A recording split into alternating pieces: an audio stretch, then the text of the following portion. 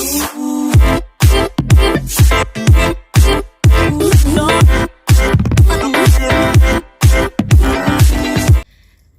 guys, hello miss, hello my friends. Assalamualaikum warahmatullahi wabarakatuh. We are from group 6. Today we will be explain about Renaissance and postmodernism. Okay guys, the first presenter is Muhammad Imam Julianto. Time is yours. Okay, good morning everyone. Assalamualaikum warahmatullahi wabarakatuh. Today I would like to explain to all of you about Harlem Renaissance. Harlem Renaissance is a blossoming of African American culture, particularly in the creative art, and the most influential movement in African American literary history in 1918 and 37. Embracing literary, musical, theatrical, and visual art, participants sought to reconceptualize the Negro apart from the white stereotype that had influenced black people's relationship to their heritage and to each other. They also sought to break free of Victorian moral value and burgess shame about aspects of their life that might, as seen by white, reinforce racist belief. Never dominated by a particular school of thought but rather characterized by intense debate, the movement laid the groundwork for all later African American literature and had an enormous impact on subsequent black literature and consciousness worldwide. While the Renaissance was not confined to the Harlem district of New York City, Harlem attracted a remarkable concentration of intellect and talent and served as the symbolic capital of this cultural awakening. In the 1920s, creative and intellectual life flourished within African American community in the North and Midwest region of the United States, but nowhere more so than in Harlem. The New York City neighborhood, encompassing only 3 square miles, teamed with black artists, intellectual writers, and musicians. Black-owned business from newspaper publishing house and music company to neighborhood thriving skin. Some of the era most important literary and artist figures migrate to or pass through the Negro capital of the world, helping to define a period in which African American artists reclaim their identity and racial pride in defiance of widespread prejudice and discrimination. The origin of the Harlem Renaissance lie in the great migrants of the early 20th century, when hundreds of thousands of black people migrated from the south into dense urban areas that offer relatively more economic opportunity and cultural capital. It was in the world of editor, journalist, and critic Alain Locke, a spiritual coming of age for African American artists and thinkers who seized upon their first chance for group expression and self-determination. Harlem Renaissance poets such as Langston Hughes, Claude McKay, and Georgia Douglas Johnson explored the beauty and pain of black life and sought to define themselves and their community outside of white stereotype. The next is Black heritage and American culture. This interest in Black heritage coincides with effort to define an American culture distinct from that of Europe, one that would be characterized by ethnic pluralism and as well as democratic ethos. The concept of cultural pluralism inspired nation as a new kind of nation in which diverse cultures should develop side by side in harmony rather than be melded together or ranked on a scale of evolving civilization. Had Du Bois had advocated something like this position in his The Soul of Black Folk, a defining text of the New Negro movement, because of its profound effect on an entire generation that formed the core of the Harlem Renaissance. As various forms of cultural pluralism took hold, a fertile environment for the blossoming of African American art developed. Moreover, the effect on the part of American intellectuals to distinguish American literature and culture from European culture from the vital with African American intellectual belief about their relationship to American national identity. The appeal of Because of the appeal of musical jazz and its connection to common black life, accompanied by the sheer virtuosity of its musicians, encouraged black intellectuals in other fields to turn increasingly to specifically Negro aesthetic form as a basis for innovation and self-expression. The tendency appeal in concert music, choral program, and Broadway musician as well as literature. Okay, thank you. I think that's all. Thank you for your attention. The next material will be explained by our moderator, Melissa Delvianti. 2. Fiction. After, after the publication of Turner's Fawcett and White books, which proved that black authors could place their work with prestigious publishing firms, black writers and critics debate the direction black fiction might take away from the propaganda of racial uplift and toward more nuanced and psychologically complex treatment of black experience. The question also arose as to whether new stylists and literary form might be needed to convey black experience and sensibilities in fiction. On the other hand, were there elements of black experience that, considering the continuing power of damaging white stereotypes, would be better left untouched? The extent to which such patronage led the movement astray and ultimately destroyed it has been a point of contention ever since. 3. Drama. Drama of the Harlem Renaissance sought to overcome the decades-long hold on the popular imagination exerted by blackface minstrelsy, which had created a powerful range of damaging stereotypes that constrained the theatrical presentation of black life. Critics, playwrights, and actors debate the function of drama, as well as its subject matter and the style of presentation of Negro experience.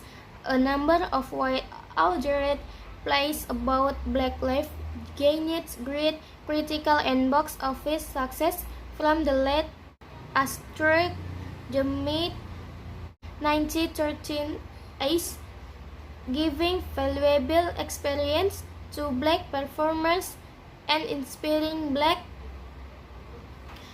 dramatists. Most notable were readily Torrance plays for a Negro theater, Eugenie O'Neill Dells Emperor Jones.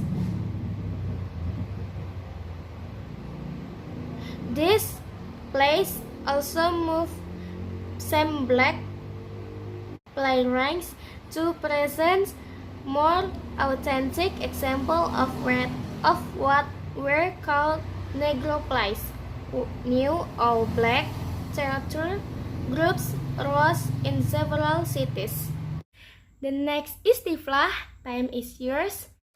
Visual art. Visual artists of the Harlem Renaissance, like the dramatists, attempted to win control over representation of their people from white caricature and the narration while developing a new repertoire of images. Prior to World War I, black painters and sculptors had rarely concerned themselves with African American subject matter. By the end of the 1920s, however, black artists has begun developing style related to black aesthetic traditions of African or to folk art. Meta Warwick Fowler anticipated this development with her sculpture Ethiopia Awakening. Appearing from a distance like a piece of Egyptian funerary sculpture, it depicts a black woman wrapped like a mummy from the waist down, but her upper turns a spread upward, suggesting rebirth from a long sleep. In the 1920s as African art became better known in Western art circle. West African cultural models gain importance for black American artists. And many of these artists produced their best work in 1930s and helped cultivate the next generation. The Great Depression forced many artists to return home from Europe and brought them together in a critical mass previously unknown. New York City became in the 1930s a center of art education with new galleries, schools, and museums, including the Museum of Modern Art, which had been founded in 1929. Most important for aspiring black artists were the School of Arts and Crafts, founded by Savage, and the Harlem Community Art Centers, of which Savage served as the first director of its creation in 1937 with Works Progress Administration or WPA 8. In the middle of the late 1930s, federal arts projects under the New Deal provided unprecedented level of encouragement to the development of black artists and helped start the careers of a new generation of artists that include Romer Burden, Jacob Lawrence, and Norman Lewis. Next, the legacy. In the late 1930s, African American writers, influenced by the Great Depression and the strains of Marxian thought that had been the less prominent aspect of the 1920s, attempted to differentiate their work from that of what was known then as the Harlem Movement or the Negro Renaissance of the previous decade. They castigated its bourgeois propensities and supposed sponsorship by white decadence, which had allegedly encouraged weak-kneed black writers and artists go to begging to white Americans for acceptance. Yet a number of writers continued to produce texts that clearly developed from their work in the 1920s, more notably Hughes,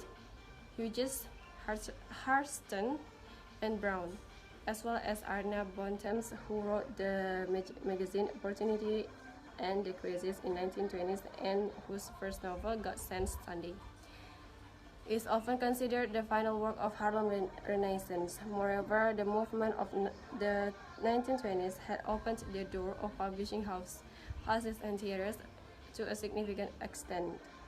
Even in the midst of the Depression, African American writing continued to appear of prestigious houses. Likewise, black actors such as Ethel Weathers starred on Broadway and black visual art blossoms.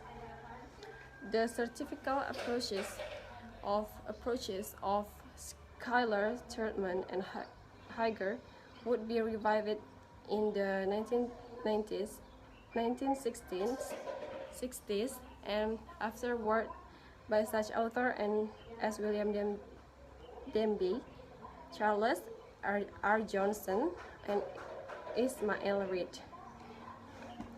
Hurston's use of folklore and her focus of women's experiences and voices would with Alice Walker. Later yet, Larson's fiction inspired African American authors of interracial parentage and attracted expanded appreciation from scholars interested in the psychology of race and in black women's sexuality. Moreover, the Harlem Renaissance had a strong international impact. White's The Fire in the Flames was translated into French as Mackay's Banjo. Nancy Cunard's anthology Negro helped advance the reputation of black writers among the European left.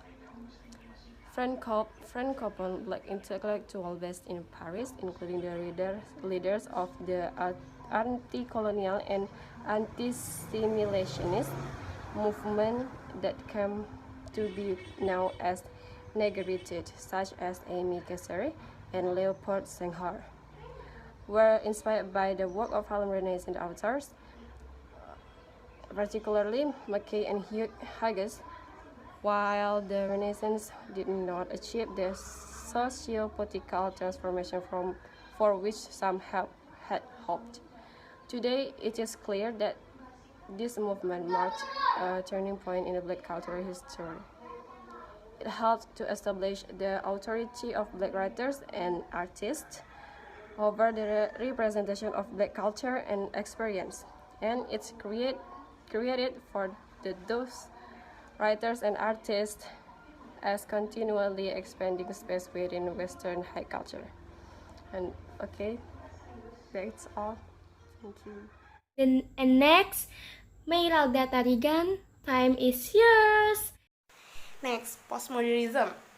Postmodernism has emerged in complex political situations after the end of World War II, mostly in World War and the spread of wars and the declaration of human rights wars and absurd theater transition, and different philosophies of irrationality such as surrealism, existentialism, and absurdism, and nihilism, equipped with this construction that states the president to move from modernism to postmodernism. Therefore, the philosophy of postmodernism has raised questions attaching and nihilism, also relating to intertextuality, difficulties, and incompatibility, as well as returning many of the main axioms and directions of choosing to deal with Western support then and now. Postmodernism, which means theory, philosophical, intellectual, literary, monetary, and technical school that emerged after postmodernism, structuralism, semiotic, and linguistic. Postmodernism is rejecting Western metaphysics and the destruction of central argument, the challenge the ancient and modern ways such as language, identity, origin, voice, and mind, so that it has used dialogue, conversation, disagreement, and westernization. Postmodernism merged with the philosophy of anarchy, nihilism, demolition, meaningless and possible, and therefore he got some of his characteristics from the philosophy. Postmodernism is associated with historical and contextual reference and the evolution of postmodernism, Western capitalism, socially, economically, politically, and culturally. In addition, it has been closely linked to the development of the media. Such postmodernism comes a reaction to structure linguistic, Western and Central,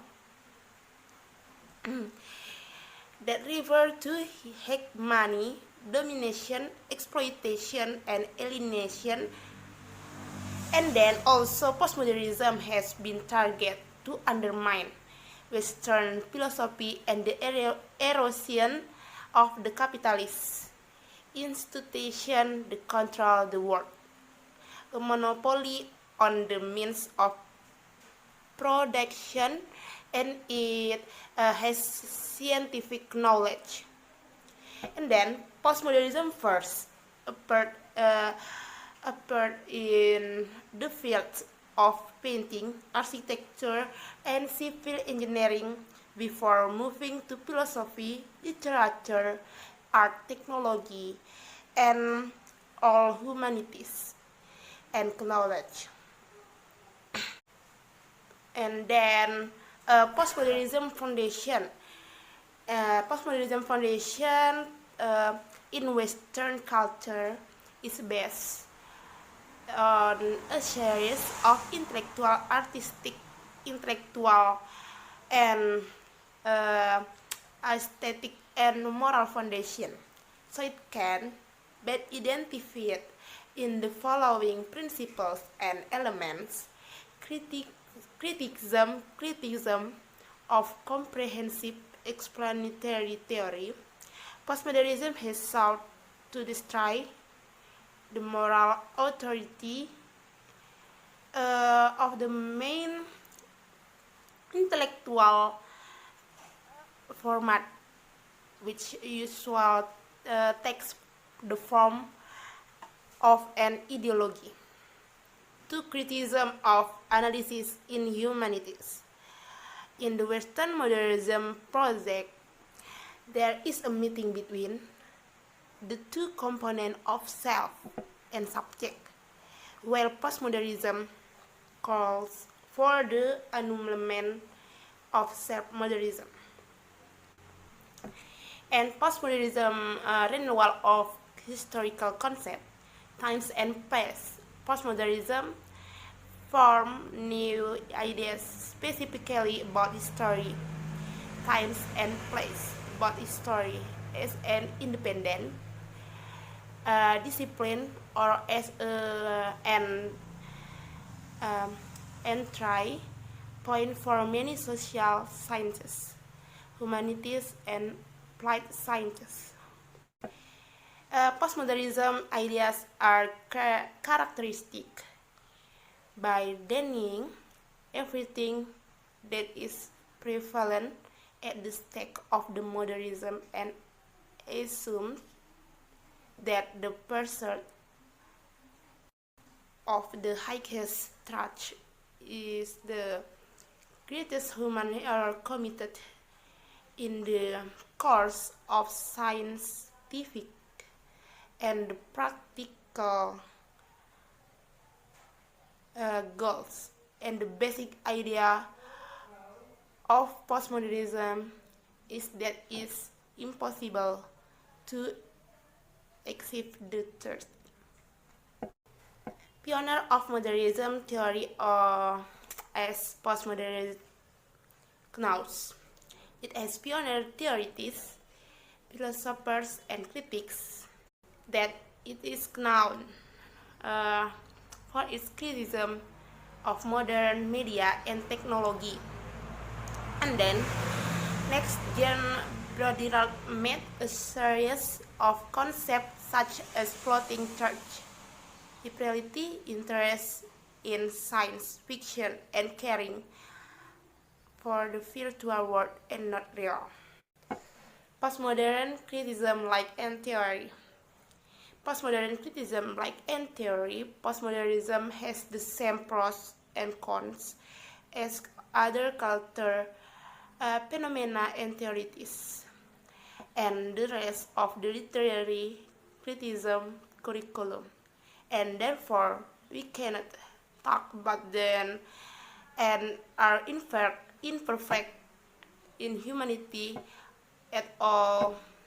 Postmodernism, a liberation movement aimed and then at freeing humans from the world of illusion and myths, and freeing them from the dominance of mythology.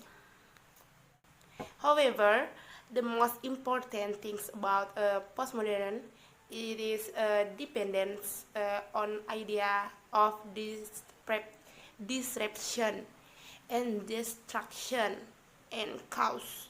It does it does not offer a realistic alternative to human culture and practice. It's difficult to apply postmodernism perception because of oddities, uh, and extremism.